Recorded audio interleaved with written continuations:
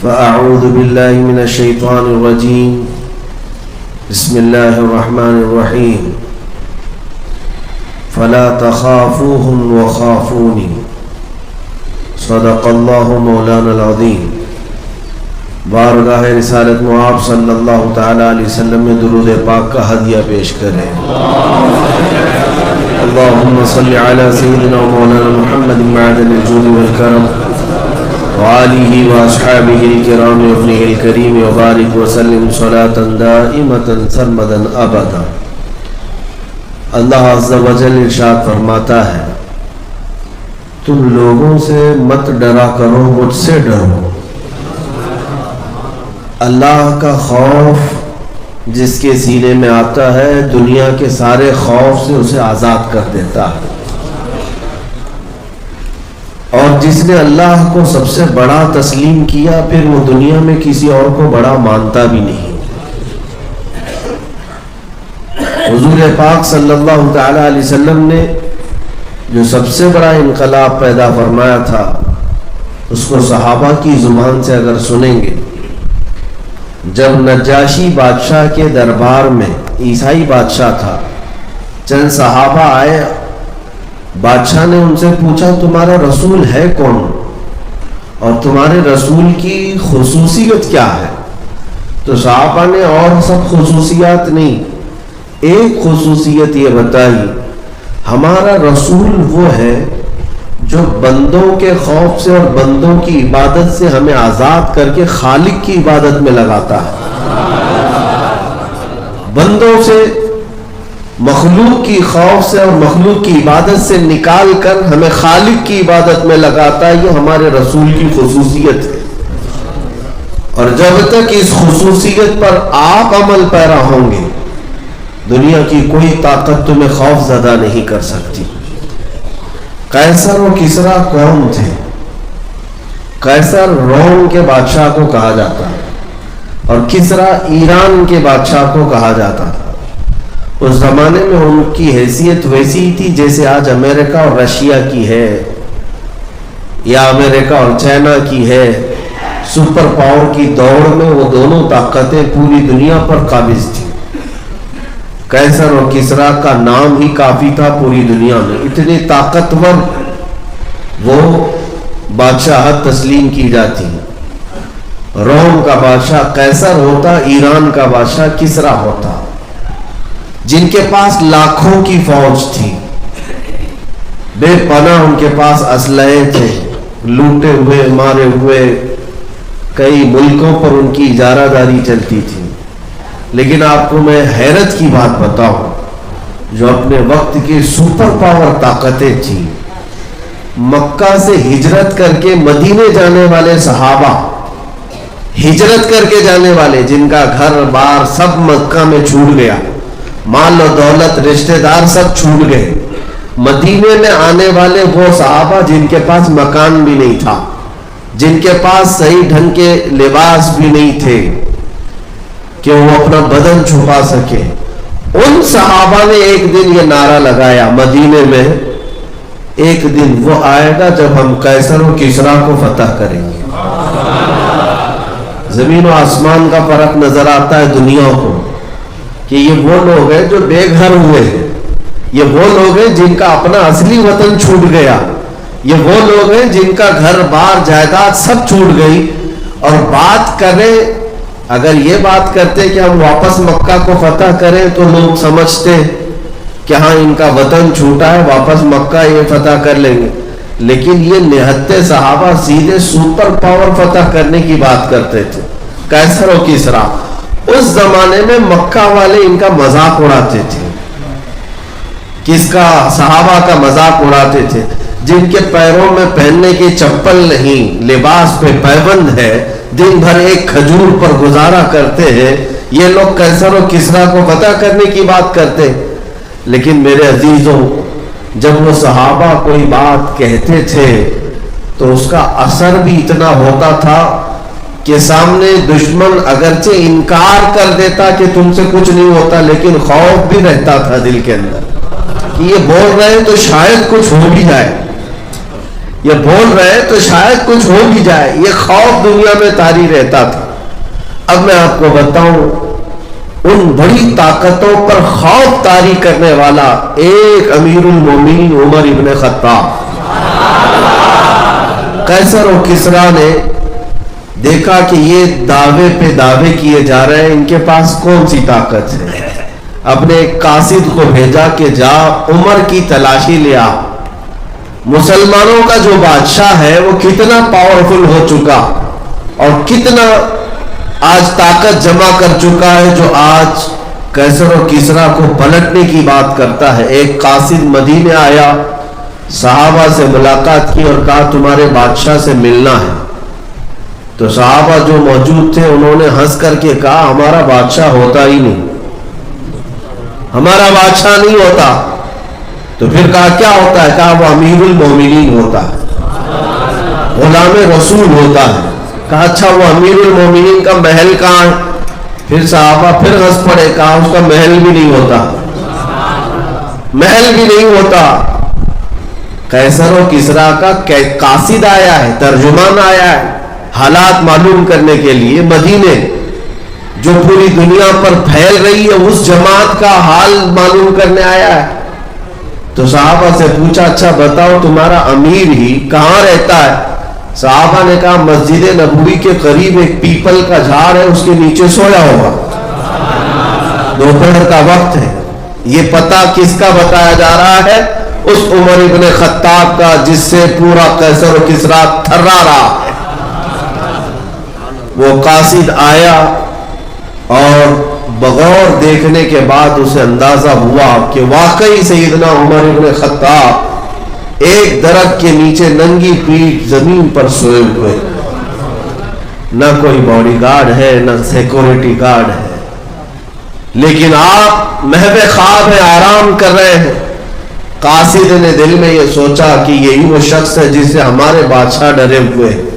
ہماری پوری فوج میں بہت ساری گرمی اور چہل پہل ہو رہی ہے, اس کو دیکھ کر یہ اکیلا ہے, چاہوں تو میں مار دوں. حضرت عمر فاروق کی آنکھ کھل گئی اور کہا جو تو سوچ رہا ہے وہ ہو نہیں سکتا, جو تو سوچ رہا ہے وہ ہو نہیں سکتا, اللہ میری حفاظت میں ہے. عزیزان گرامی, یہ کون سی چیز تھی جو انہیں ہر طرح کے خوف سے آزاد کی ہوئی تھی؟ کون سی چیز تھی جو بے خوف دنیا میں جیتے تھے؟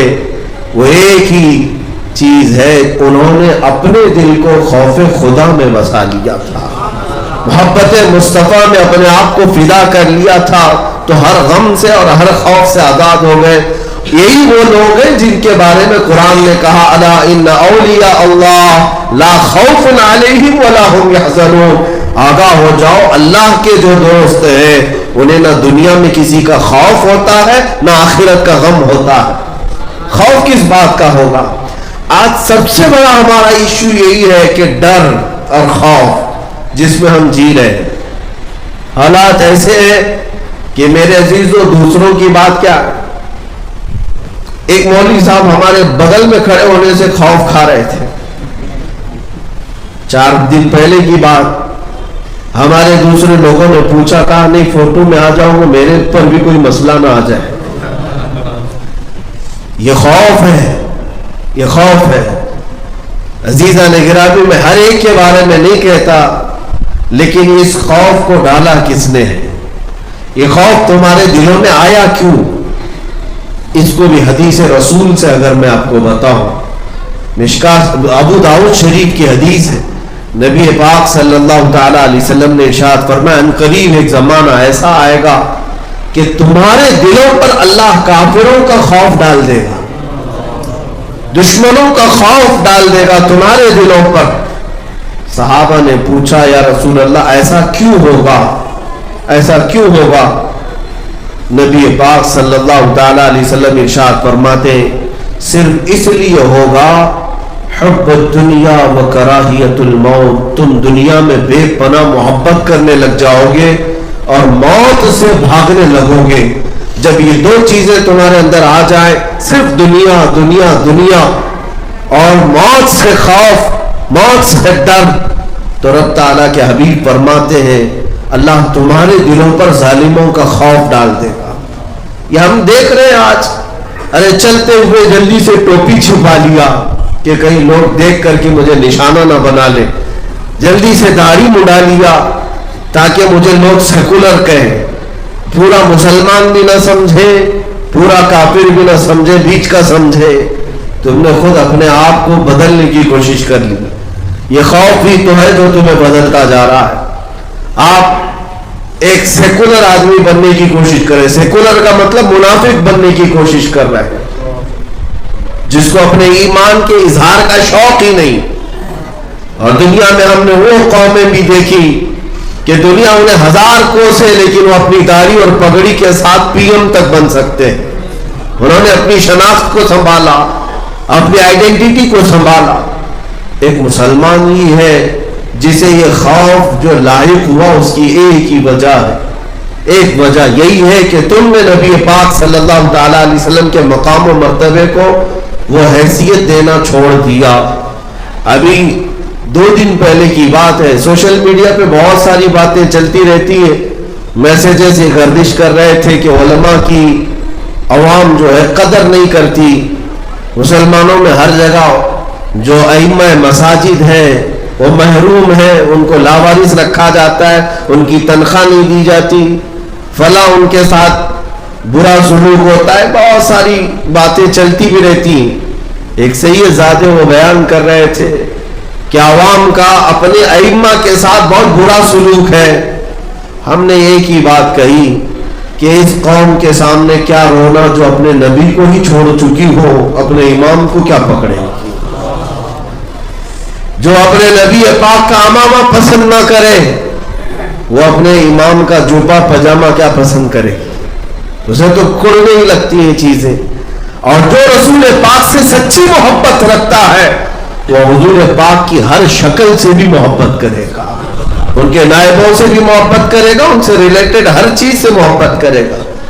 بات یہی ہے میرے عزیزوں, یہ جو حالات آج تبدیل ہوئے بہت تیزی سے, اکثر ہمارے ہاں اینالائز کرنے والے, تجزیہ کرنے والے, بیٹھ کر کے ڈیبیٹ کرنے والے ان باتوں کو لاتے ہیں سامنے کہ مسلمانوں کے ساتھ جو یہ حالات ہیں اس کی ایک بڑی وجہ مخالف پارٹیاں ہیں, گورنمنٹ میں برسر اقتدار آنے والی وہ کٹر واد تنظیمیں ہیں. تم ڈاکوؤں کو کیا بلیم کرتے رہو گے؟ بات اتنی ہے کہ ڈاکو کی فطرت ہے ڈاکہ ڈالنا. ایک شاعر نے کہا ہے مجھے رہزنوں سے غرض نہیں, تیری رہبری کا سوال ہے. چور تو چوری کرتا ہی رہتا ہے, آپ کیا کر رہے تھے اس وقت یہ پوچھا جائے گا. آپ اپنے سامان کو بکھرا ہوا چھوڑے ہوئے تھے, ظاہر سی بات ہے اپنے گھر کے آنگن میں آپ اپنا سونا چاندی سارا مال لا کر رکھے اور گھر میں سو رہے ہو, چور آ کر چوری کر لے جائے تو گالیاں چور کو دو گے کہ چور میرے گھر کا سامان اٹھا لے گیا؟ بلکہ غلطی تمہاری ہے کہ جس سامان کی حفاظت تم پر ضروری تھی تم نے آنگن میں کیوں اس کا اظہار کیا. یہی حالات ہے میرے عزیزوں. ان کفار اور مشرکین بدبخت اور ظالموں کو ہم کوس رہے ہیں, ان کی عادت آج سے نہیں, ابو لہب سے بھی یہی چلتا آ رہا ہے, ابو جہل سے بھی یہی چلتا آ رہا ہے. یہ کوئی نئی بات نہیں. موب لنچنگ آج کے زمانے کی ایجاد نہیں. کوفہ والوں نے کیا موب لنچنگ نہیں کی تھی؟ ایک امام مسلم بن عقیل کو سارے کتوں نے گھیر کر قتل کیا, ان کے سر کو گورنر ہاؤس پر لٹکایا, یہ موب لنچنگ ہی تو تھی. ہانی بن عروہ کو قتل کر کے کوفہ کے بازاروں میں گھمایا, یہ موب لنچنگ ہی تو تھی. آج کی ایجاد نہیں ہے, یہ پچھلے کئی صدیوں سے ظالم اپنے ظلم پر اور کافر اپنے کفر پر اڑا ہوا ہے. سوال صرف تمہارے متعلق آتا ہے کہ تم آج اتنی تیز کیسے بدل گئے. اس لیے کہ جب ہماری تعداد 313, 414, 1000, 2000 کی ہوتی لیکن دشمنان اسلام پر ایک ہیبت طاری ہوتی تھی, ایک ہیبت طاری ہوتی. میں نے ایک انگریز مفکر کی لکھی ہوئی تاریخ کو دیکھا جس نے صلاح الدین ایوبی کی تاریخ لکھی ہے.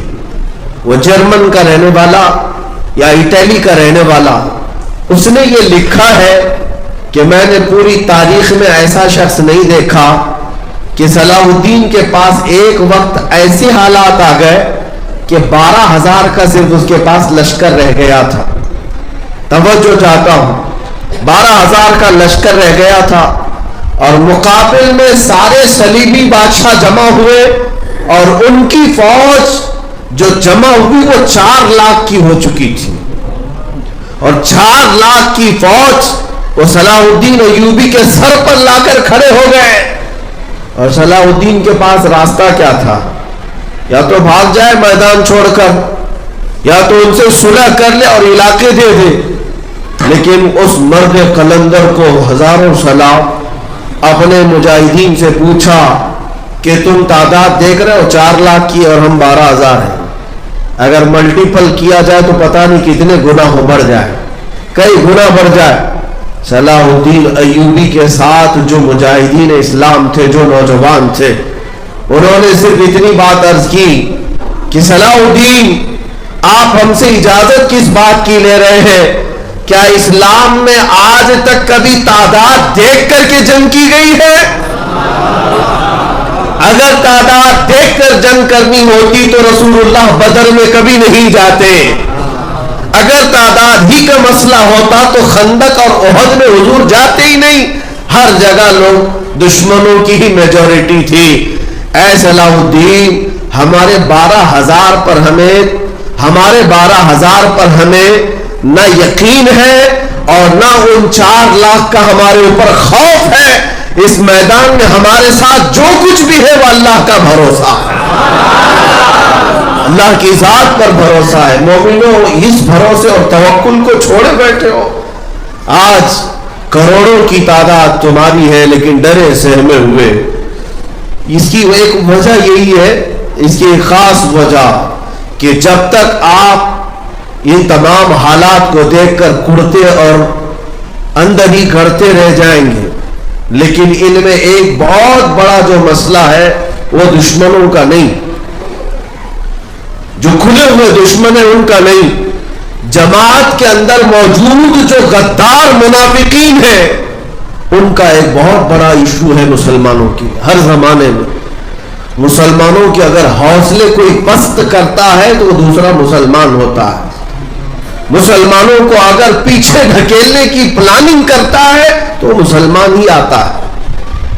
میرے مرشد گرامی حضور تاج الشریعہ رحمت اللہ تعالی علیہ نے ایک آیت کی تشریح بھی فرمائی اور ارشاد فرمایا. یہ 5ویں پارے کی آخری آیتوں میں سے ہے. اللہ تعالیٰ فرماتا وَلَن يَجْعَلَ اللَّهُ لِلْكَافِرِينَ عَلَى الْمُؤْمِنِينَ سَبِيلًا. اللہ کا فرمان سنا رہا. رب تعالیٰ فرماتا ہے اللہ ہرگز کافروں کو مسلمانوں پر غلبہ نہیں دے گا. بات توجہ کی ہے. اللہ فرما رہا ہے کفار و مشرکین کو اللہ مسلمانوں پر غلبہ کبھی نہیں دے گا. لیکن یہاں دکھا تو رہا ہے یہ حالات تو ہے، تو کیا قرآن جھوٹ بول رہا ہے؟ اللہ تبارک و تعالیٰ جو کہہ رہا ہے وہ کیا ہے؟ پھر ہمارے بزرگ مرشد نے یہ فرمایا تھا. ہاں، اس کی تفسیر میں مفسرین نے فرمایا کہ اگر کافر کسی مسلمان پر غلبہ پاتا ہے تو وہ کسی دوسرے مسلمان کے ذریعے سے پاتا ہے. جب تک کوئی منافق اس کا ساتھ نہیں دیتا تب تک وہ براہ راست کبھی تم پر حاوی نہیں ہوتا. مسلمانوں، اس بات کو سمجھنے کی ضرورت ہے. ان حالات میں جب نبی پاک صلی اللہ تعالی علیہ وسلم کی عزت پر اس قدر حملے ہو اور تمہیں یہ بتایا جائے کہ مصلحت یہ ہے کہ تم اپنے گھروں میں چوڑیاں پہن کر بیٹھے رہو، تو یہ وہی منافقین کی جماعت ہے، انہی غداروں کی جماعت ہے جنہوں نے صحابہ کو احد کے میدان میں جانے سے بھی روکا تھا. احد کے میدان میں جانے سے صحابہ کو روکتے رہے، اور جب شکست کھا گئے صحابہ تو انہوں نے مدینے میں بہت بڑے بڑے پیمانے پر واویلے مچائے تھے کہ ہماری بات سنے نہیں، گئے اور پٹ گئے، دیکھو آ گئے، کٹ گئے، آ گئے. منافقین کی باتیں تھی. اللہ تبارک و تعالیٰ منافقین کو ظاہر فرمانا چاہتا تھا. وہ احد میں جانے کے تیار نہیں تھے. انہوں نے بار بار یہ کہا تھا ہم میدان احد میں نہیں جائیں گے, ہماری تعداد کم ہے, ان کی تعداد زیادہ ہے, اور کچھ پیچھے رہ گئے. 300 کے قریب وہ لوگ جو رسول اللہ کے پیچھے نماز پڑھتے تھے احد میں نہیں آئے, چھوڑ کر بھاگ آئے. اور پھر کیا مدینے میں کہنے لگے کہ ہم پہلے ہی سے کہتے تھے کہ ان لوگوں کو مارا جائے گا, پیٹا جائے گا. دیکھو احد کے میدان میں 70 مسلمان شہید ہو گئے, ہماری بات سنتے نہیں, ایسے ہی چلے جاتے اور ایسا ہو جاتا ہے ویسا ہو جاتا ہے. یہ جو پیٹرن ہے نا یہ آج بھی چلتا ہے, آج بھی چلتا ہے کہ ہم تو بولے تھے, پہلے ہی سے بولے تھے, کائے کو اس میں سر کھپانے کی ضرورت تھی, دیکھا مارا گیا ہے, پیٹا گیا ہے, کیسوں میں اندر چلا گیا, کیا ضرورت تھی اس کو. منافقوں تمہیں پتا نہیں ہم اگر پیٹے جاتے ہیں تو صرف نبی پاک کے نام پر. تم کیا سمجھتے ہو حضور کی عزت کی بات کرنا اور گھر میں بیٹھ کر صرف نعرے لگانے کا نام محبت ہے؟ ہاں محبت اس وقت ہوگی جب بلال حبشی کی طرح تم بھی میدان میں گھسیٹے جاؤ, خبیب ابن عدی کی طرح تم بھی سولی پر چڑھائے جاؤ, تب پھر تو امتحان ہوگا, تب پتہ چلے گا. عزیزان گرامی وقار, میں آج آگاہ اس بات سے کرنا چاہتا ہوں کہ ان منافقین کی چھتر چھایا سے بھی باہر نکل آؤ, ان غداروں کی جماعتوں سے باہر نکل آؤ جو دائرہ اسلام میں رہ کر اسلام کو جتنا نقصان پہنچانے کی کوشش کرتے ہیں وہ کفار و مشرکین سے بھی اتنا نقصان نہیں ہوتا ہے. آپ نے دیکھا کہ باضابطہ طور پر مسلمانوں میں ایسے لوگ پالے جاتے, خریدے جاتے, ان کے چہرے پر داڑیاں بھی رکھوائی جاتی ہیں, ان کو جبے کبے بھی پہنائے جاتے ہیں, اور پھر یہ زر خرید ٹٹو وہ ہے جو مومنین کے حوصلے پست کرنے کے لیے لائے جاتے ہیں, اور وقت آتا ہے تو یہ بدل بھی جاتے ہیں.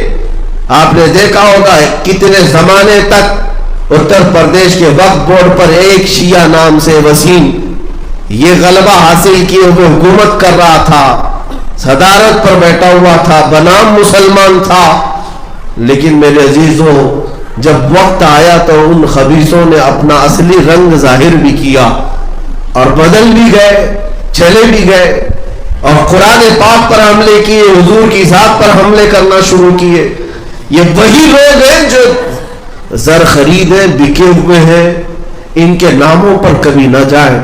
اس لیے میں آپ کو تنبیہ یہ کروں گا کہ اگر حضور پاک صلی اللہ تعالی علیہ وسلم سے سچی پکی عقیدت و محبت ہے تو پھر دنیا داری نہ دیکھو, حضور کی عزت سب سے پہلے نمبر پر ہو. ہماری سب سے پہلی پرائیورٹی یہ ہو کہ نبی پاک کے لیے کوئی بھی چیز ہم سہ سکتے ہیں, برداشت کر سکتے ہیں. اور اگر آج اس بات میں سیریس نہیں ہوئے تو پھر کل جو ہونے والا ہے وہ اور بھی خطرناک ہے, اور بھی خطرناک ہے. آج ملکی حالات پر مجھے بڑا افسوس بھی ہے, اتنی تیزی سے یہ حالات یوں نہیں بدلے. غالباً آج سے 8 سال پہلے میں اسی سرزمین سے چیخ رہا تھا کہ ایک وقت آئے گا جب تمہاری ماں اور بہنوں کو بازار میں لا کر نیلام کر دیا جائے گا, تم کچھ بھی نہیں کر سکو گے. یہ امام غزالی کا فرمان میں نے سنایا تھا کہ حضور کی توہین برداشت کر کے خاموش رہنے والی قوم کے ساتھ یہ ہوگا, اور تمہارے بچوں کو مار دیا جائے گا, تم کچھ نہیں کر سکو گے. 7-8 سال نہیں گزرے, وہ آج حالات ہماری آنکھوں کے سامنے, ہماری ماں اور بہنوں کے ساتھ جو کچھ بھی ہو رہا ہے وہ سب آپ دیکھ رہے ہیں.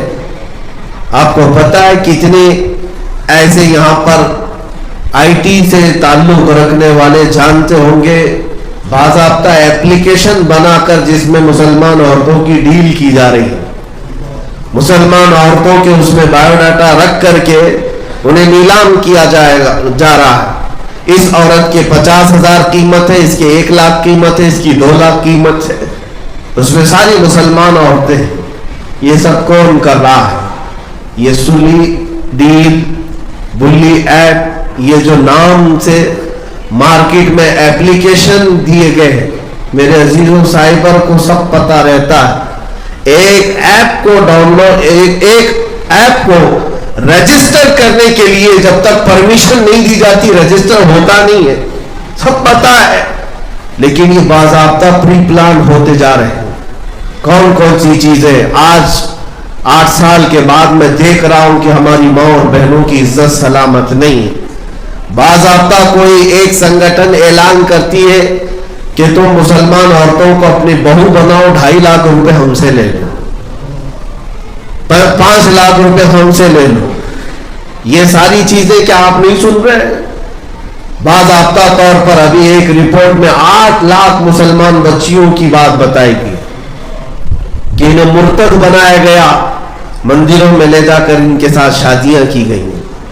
ان میں سے کئی ایسی ہیں صرف اور صرف مزہ چک کر کے انہیں چھوڑ دیا جاتا ہے، مار دیا جاتا ہے، انہیں قتل کر دیا جاتا ہے۔ ایک بار جب دھبا لگ جاتا ہے تو اسے اپنی قوم بھی نہیں قبول کرتی، اور پھر وہ ایسی۔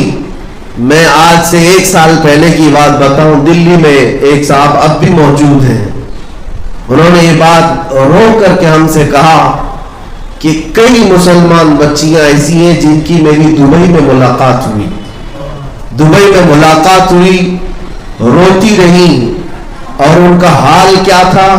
کہا ہمارا صرف افیئر تھا کالجز میں یا باہر، اور کچھ نان مسلم کے ساتھ افیئر کر کے ہم اپنے گھروں سے مخالفت لے کر ان کے ساتھ بھاگ آئی۔ انہوں نے شادی تو کیا لیکن چند ہی دنوں کے بعد ہمیں یہاں لا کر بیچ دیا، اب تک ہم کوٹھے پر بیٹھی ہوئی ہے، ان کے ماں باپ کو خبر تک نہیں ہے، کہیں تو مر گئی۔ میرے عزیزوں، یہ حالات کیوں ہوئے؟ یہی وہ امام کی بات یاد آتی ہے، تم نے نبی پاک کی عزت پر جو خاموشی اختیار کی تو پھر تمہارے گھروں کی عزت کب سلامت رہنے والی ہے؟ تم کیا سمجھتے ہو یہ صرف چند گھروں کی لوٹ مار ہے؟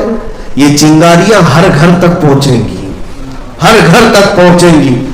آج آپ کو ایسا لگتا ہے کہ اتر پردیش والے کٹر لوگ ہیں، وہاں صرف گوشت کے نام پر مار دیتے ہیں، ارے وہ زہریلی ہوا یہاں پہنچنے میں ٹائم نہیں لگنے والا ہے، وقت نہیں لگے گا۔ اب تک تو کرناٹک، کیرلا کو ایجوکیٹڈ اسٹیٹس میں بتایا جاتا تھا، یہاں کے لوگ سیکولر دماغ والے ہیں اور سب مل جل کر رہتے ہیں، یہاں فسادات نہیں ہوتے، لیکن آج پوری دنیا میں حجاب کا مسئلہ اگر چھڑا ہے تو یہ ہماری زمین ہے۔ یہیں سے یہ کٹرواد کہاں سے آئے، یہ ان کے اندر زہر اور نفرت کہاں سے آئے؟ آپ اس بات کو سمجھتے کیوں نہیں کہ جو 4000 کلومیٹر دور نفرت رکھتا ہے اس کی چنگاریاں تمہارے گھر پہ آنے کے لیے منٹ بھی نہیں لگیں گے؟ یہ ہم دیکھ رہے ہیں آج حالات۔ اس لیے میرے عزیزوں، جینا ہے تو بے خوف ہو کر جیو، ادخلوا فی السلم کافہ۔ رب نے قرآن میں فرمایا تم پورے کے پورے اسلام میں تو آ جاؤ، تم اپنے چہروں کے ساتھ آ تو جاؤ، تاکہ تمہارے پاس منہ تو رہے رب کی بارگاہ میں رحمت مانگنے کا، تمہارے پاس چہرہ تو رہے مدد مانگنے کا۔ ہاتھ اٹھاتے ہو، بھیک مانگتے ہو کہ اے اللہ ہماری مدد کر، تو رب تبارک و تعالیٰ کی طرف سے مدد آئے نہ آئے یہ بعد کی بات ہے، لیکن میرے عزیزوں چہرہ دیکھ کر فرشتے کیا کہیں گے؟ تو کس سے اپنی محبت کا صلہ مانگتا ہے؟ تو کس سے اپنی محبت کا صلہ مانگتا ہے؟ ایک طرف خالق کو بھی سجدہ اور دوسری طرف شیطان سے بھی یارانہ تیرا، بتا رب کی بارگاہ میں کس سے محبت کا صلہ مانگتا ہے؟ تو غیر المغضوب علیہم ولا الضالین ہر نماز میں کہتا ہے، جس کا مطلب یہ ہوتا ہے کہ مولا ہمیں یہودیوں اور عیسائیوں کے راستے پر مت چلا۔ تم ہر مسجد میں اللہ کو یہ کہہ کر جاتے ہو اور باہر جا کر تمہارا لباس، تمہارا چہرہ، تمہارا پہناؤ سب تو یہود و نصارہ کا ہے، پھر اللہ کی بارگاہ میں جھوٹ کیوں بولتے ہو؟ اللہ کی بارگاہ میں جھوٹ کیوں کہتے ہو کہ اللہ ان کے راستے پر نہ چلا؟ کچھ تو تمہیں اپنے دلوں سے تبدیل کرنا ہوگا۔ آج میں ایک بات یہ بھی بتا دوں ان نوجوانوں کے لیے جو ماڈرن بن کر کے یہ سمجھتے ہیں کہ ہمیں کوئی کچھ نہیں کر لے گا۔ یہ ملا لوگوں کو چھیڑتے ہیں نا، داڑھی والوں کو لوگ چھیڑتے ہیں، ٹوپی والوں کو چھیڑتے ہیں، مذہبی لوگوں کو چھیڑتے ہیں. ارے اس زہریلی کافر جماعت کو آپ نے دیکھا نہیں جنہوں نے ان کو راضی کرنے کے لیے پچھلے 30-40 سال سے پوجا پاٹ کی ہے, انہیں بھی یہ نہیں بخشتے, چاہے وہ بالی ووڈ کا ہیرو ہو کہ ہالی ووڈ کا ہیرو ہو, جس نے سارا کچھ بدل بھی لیا, نام اگر مسلمان ہے تب بھی یہ تمہیں ہضم نہیں کر سکتے, یہ تمہیں ہضم نہیں کریں گے. عزیزان گرامی وقار, آپ کیا سمجھتے ہیں اس تیاگی کو جو بدل کر کے گیا ہے وہ جماعت قبول کر لے گی؟ وہ جماعت قبول کر لے گی؟ وہ اپنے دلتوں کو آج تک قبول نہیں کر سکے, ایک مسلم کو کہاں قبول کریں گی؟ حالت بعد میں یہی ہوگی, دھوبی کا کتا نہ گھر کا نہ گھاٹ کا, ادھر کے بھی نہیں رہے ادھر کے بھی نہیں رہے. اس لیے ان نوجوانوں سے میں کہتا ہوں جو آج دنیا میں تھوڑے سے اپنے چہرے کو بنانے کے لیے اپنے نبی کو چھوڑ دیا اور لوگوں کو راضی رکھنے کے لیے اپنے آپ کو بدل لیا, یہ دنیا تو تمہاری موت تک کبھی راضی نہیں ہو سکتی, لیکن قبر میں جاؤ گے تو اس رسول کو راضی کرنے کا کیا گیا؟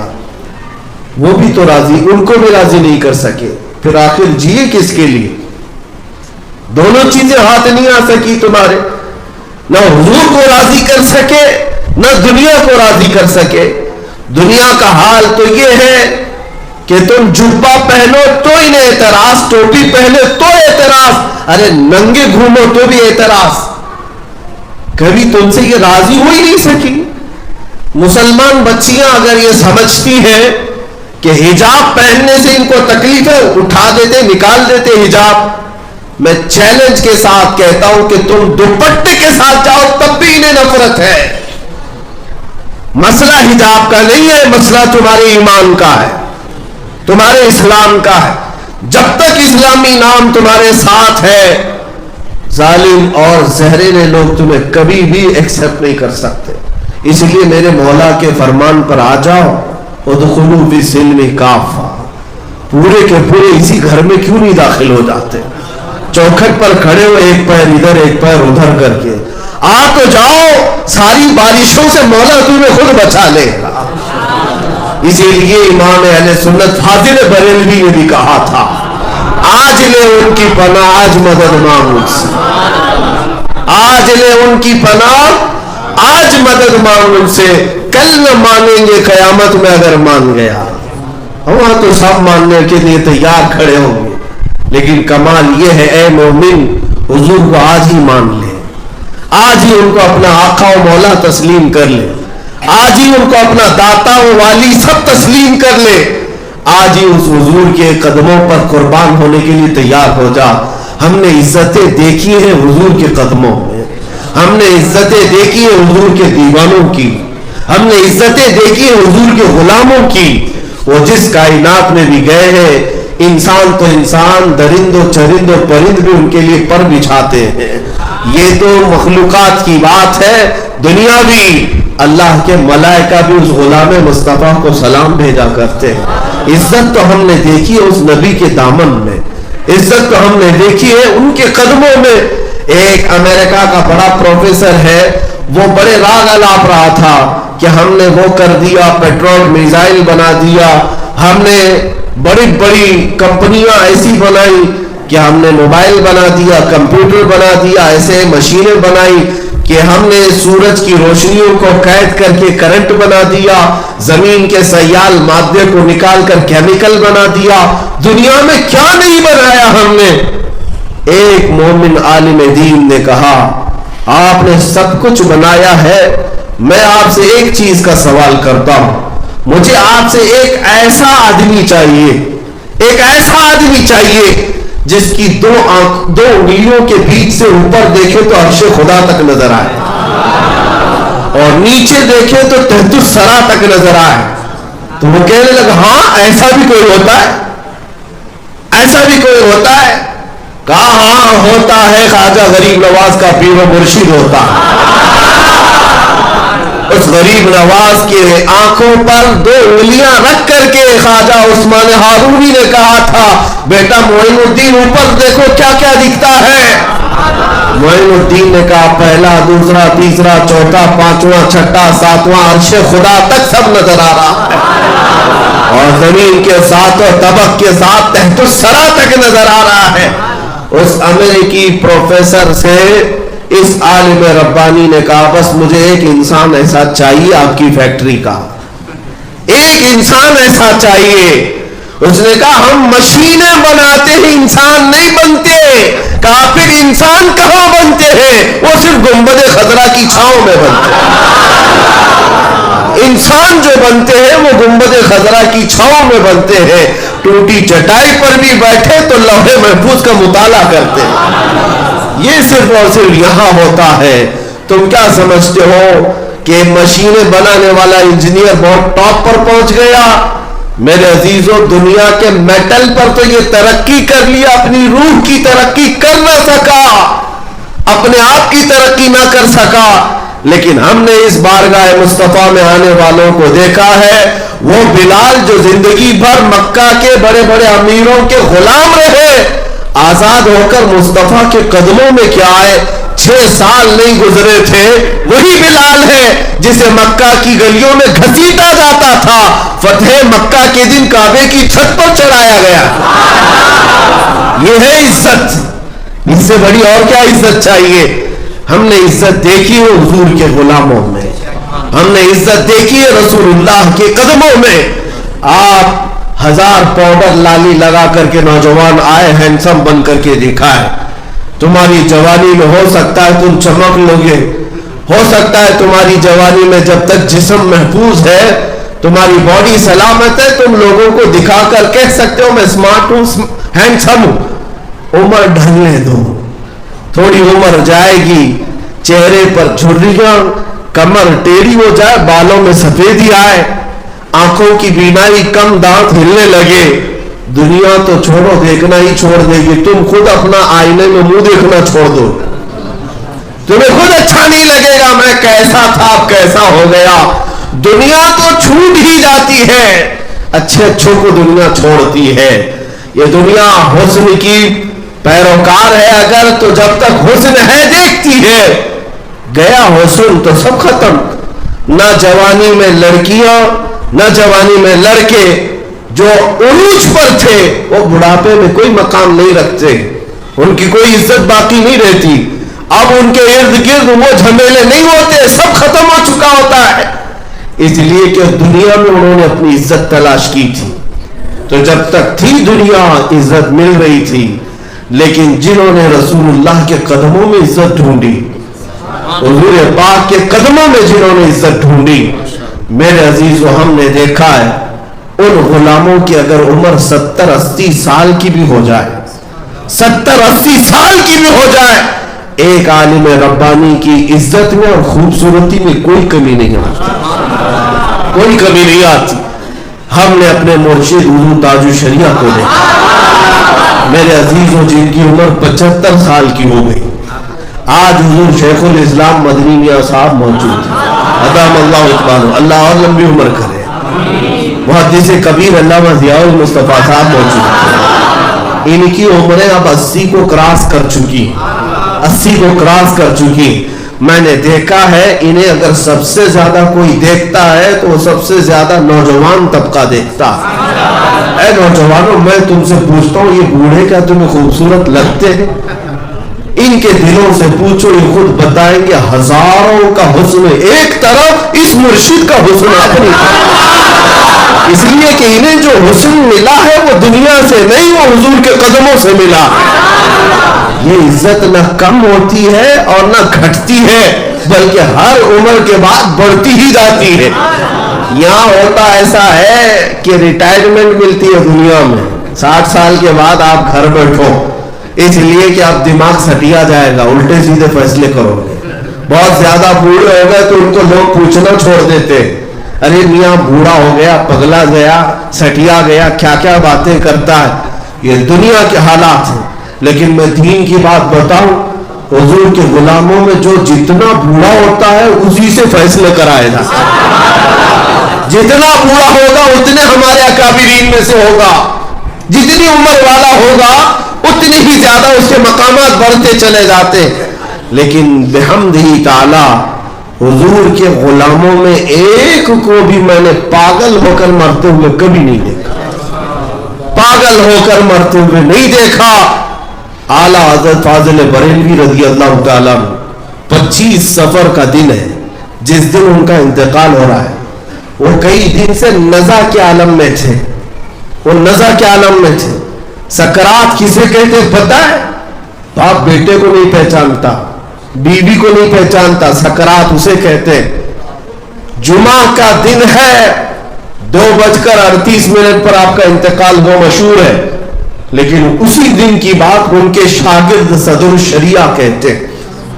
اعلیٰ حضرت کے شاگرد ہیں حکیم امجد علی خان رحمۃ اللہ علیہ، کہتے میں دارالفتاء میں فتویٰ لکھ رہا تھا، مجھے ایک عبارت نہیں مل رہی تھی کس کتاب میں، ریفرنس مجھے چاہیے تھا، لیکن اعلیٰ حضرت بیمار تھے، کئی دنوں سے بیمار تھے، لیکن میرے بس کبھی کام نہیں تھا، لائبریری ڈھونڈ ڈھونڈ کر تھک گیا، مجھے مل نہیں رہی تھی۔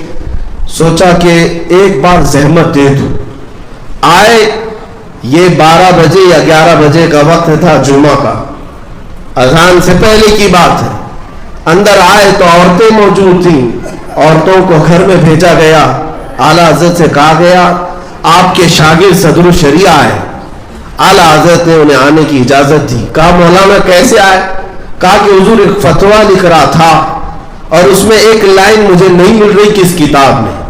اعلیٰ حضرت نے کہا جاؤ فتاوی شامی جلد نمبر 6 صفحہ نمبر اس پر یہ لکھی ہوئی۔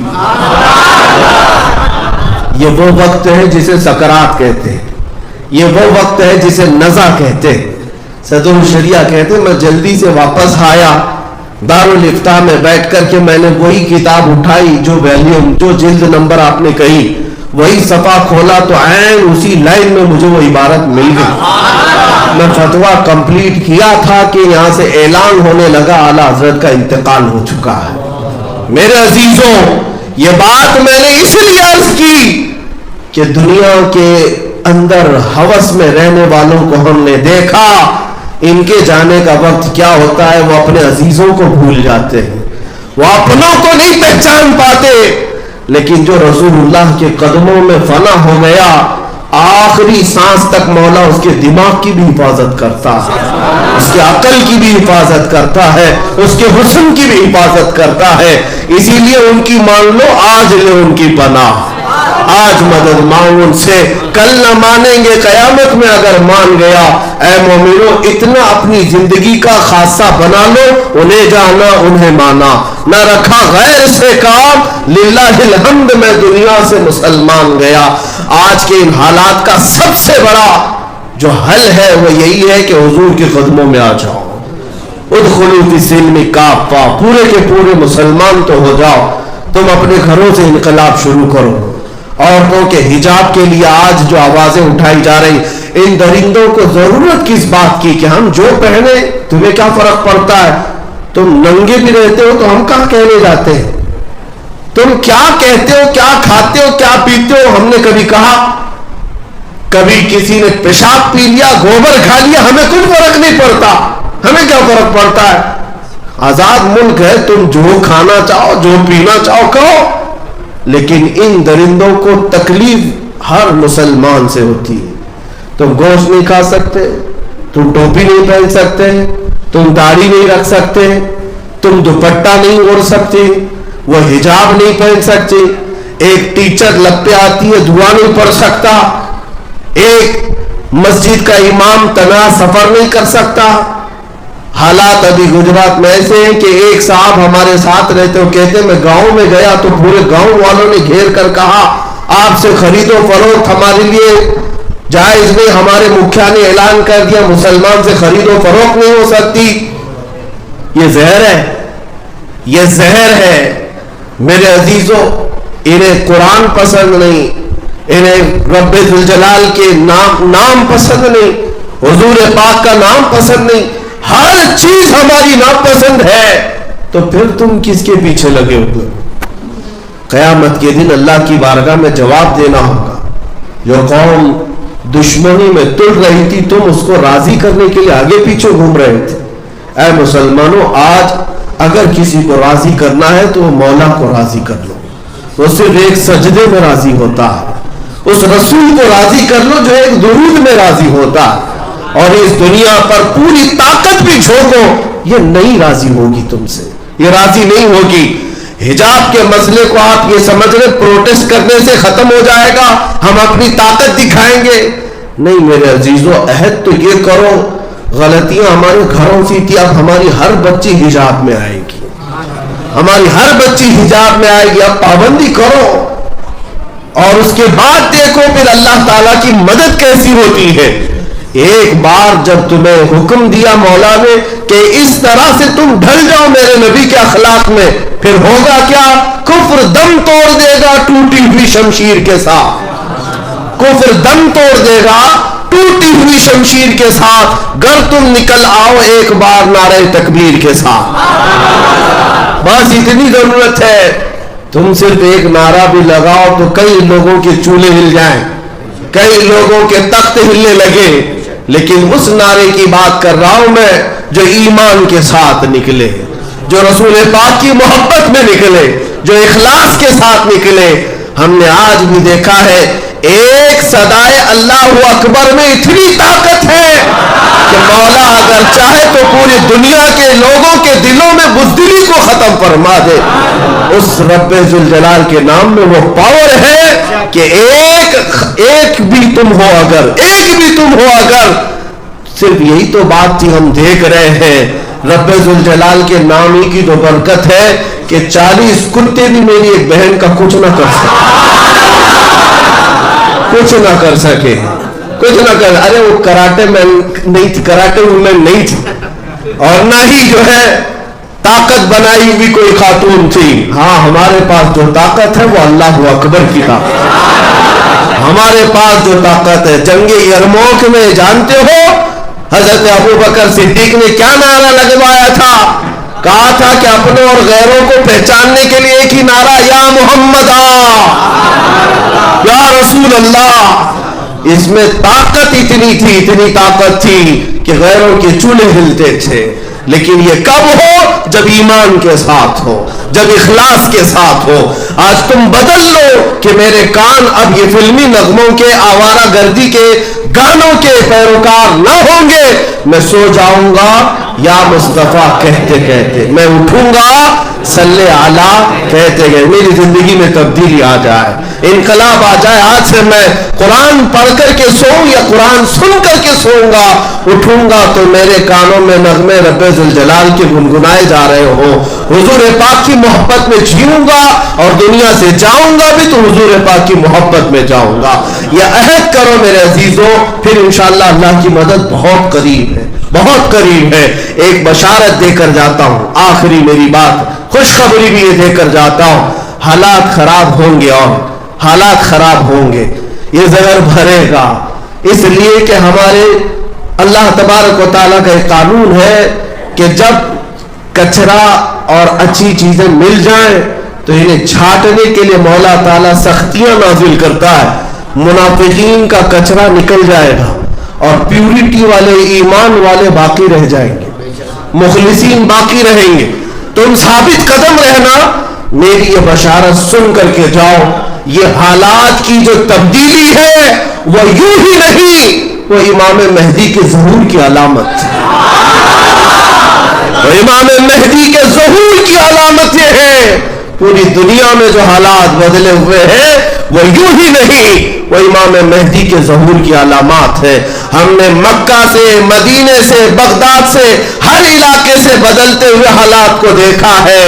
اب پھر ہمارا یہ وجدان کہتا ہے وہ وقت آنے والا ہے جب افریقہ کی سرزمین ہو، امریکہ کی سرزمین ہو، ہندوستان کا کوئی چپا ہو، یہاں سے اگر کوئی آواز گونجے گی تو اللہ اکبر کی گونج، اور اگر کوئی نعرہ ہوگا تو لبیک یا رسول اللہ ہوا.